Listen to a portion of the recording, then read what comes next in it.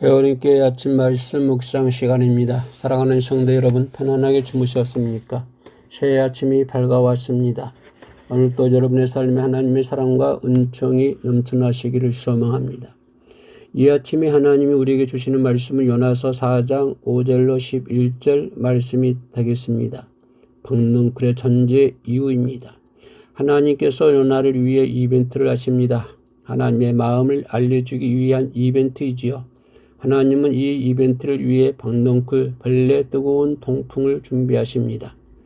니느웨로 가라는 하나님의 말씀을 뒤로하고 다시스로 향했던 요나는 배 안에서 죽을 고비를 넘기고 니느웨로 왔습니다. 하나님이 예비하신 큰 물고기에 삼켜져 물고기 뱃속에서 사흘을 보내고 온 요나입니다. 니느웨에 온 요나는 하나님의 말씀을 전합니다. 회개를 촉구하는 요나의 말에 니느웨가 회개합니다. 이것은 니느웨가 망하기를 바랐던 요나에게 적잖이 실망스러운 일입니다. 그의 마음을 아시는 하나님께서 그에게 하나님의 마음을 알게 하고자 이벤트를 시작합니다. 요나는 초막을 짓고 앉아 있습니다. 초막에 앉아 있는데 갑자기 박능쿨이 자라나더니 시원한 그늘을 만들어줍니다. 박능쿨로 인해 뜨거운 햇볕도 피하고 시원한 그늘도 생기자 요나는 모처럼 얼마나 좋은지 모릅니다. 그런데 이튿날 깨어보니 박능쿨이 전부 시들어 버렸습니다. 하나님이 예비하신 벌레가 나타나 갉아먹어 버린 것입니다. 박능쿨도 시들어 버렸는데 이번에는 메마른 동풍까지 불어왔습니다.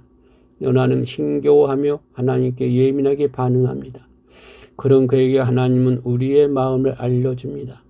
애초부터 박능쿨의 존재 이유는 시들기 위함입니다. 사라지기 위해 존재한 박능쿨입니다.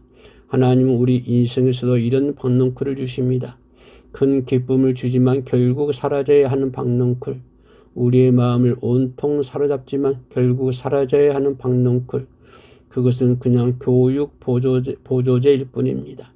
선지자 요나는 사역으로만 보면 매우 성공적인 사역자입니다. 그러나 그는 전혀 기쁘지 않았습니다.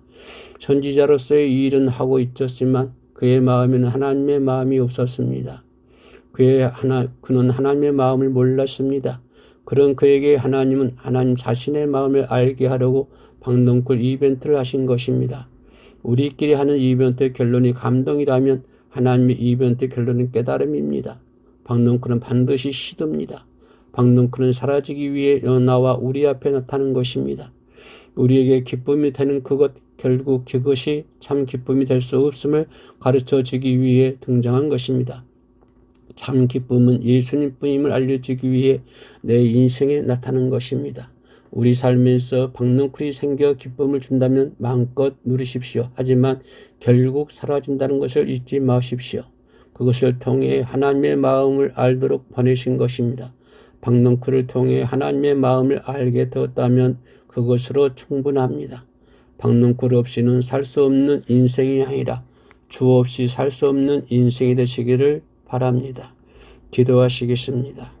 하나님, 오늘 하루 주님의 마음을 더 깊이 만나게 하옵소서. 주 없이 살 수 없는 존재임을 깨달아 알게 하옵소서. 예수님의 이름으로 기도드립니다. 아멘.